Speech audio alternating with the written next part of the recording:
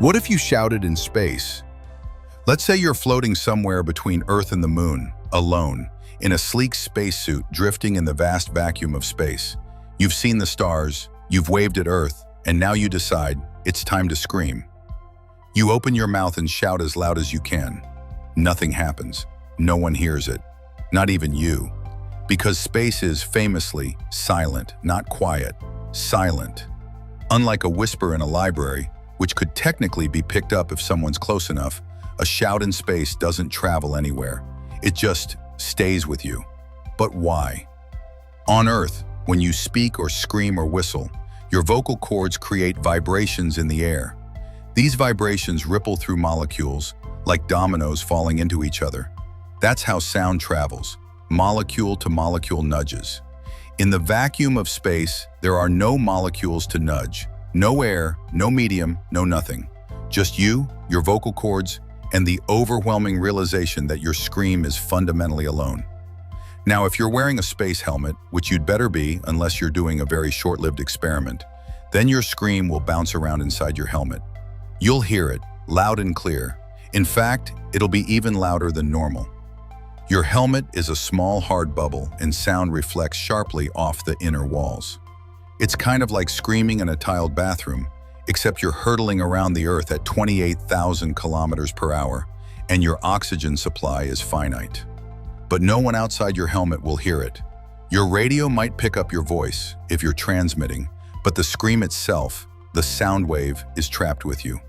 If you somehow took your helmet off and tried to scream into the void, let's ignore for a second that you would die within about 90 seconds.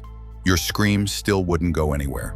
In fact, you wouldn't even get the scream out because your lungs, used to pushing air against atmospheric pressure, wouldn't have anything to push against. The moment you opened your mouth, the pressure inside your lungs would equalize violently with the vacuum. Air would rush out of your body all at once. Not slowly, not politely, but instantly. You wouldn't scream, you'd silently deflate. Your blood wouldn't boil in the Hollywood sense, but it would start to vaporize slightly due to the lack of pressure.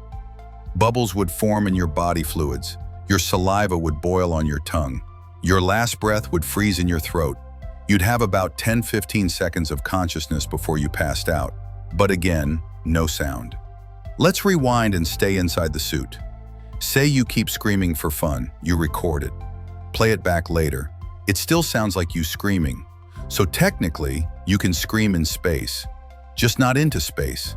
The sound never leaves your suit. Now here's a fun twist. What if, instead of a human screaming, you launched a massive speaker into orbit and blasted it with full power? Still, no sound.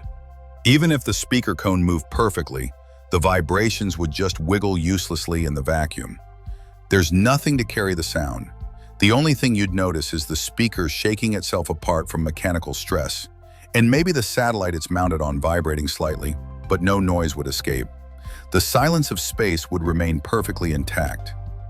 But here's the really strange part. Space isn't completely silent in other ways. If you had the right equipment, you could hear cosmic background radiation. Not as sound waves, but as radio signals, electromagnetic ripples left over from the Big Bang.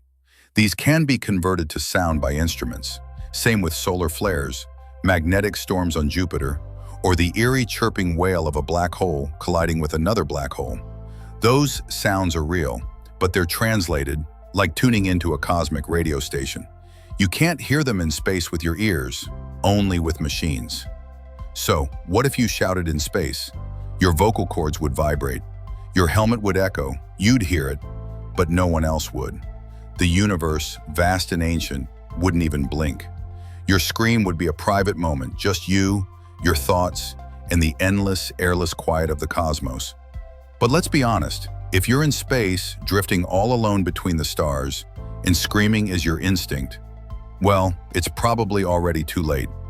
The story... Subscribe, guys, for more interesting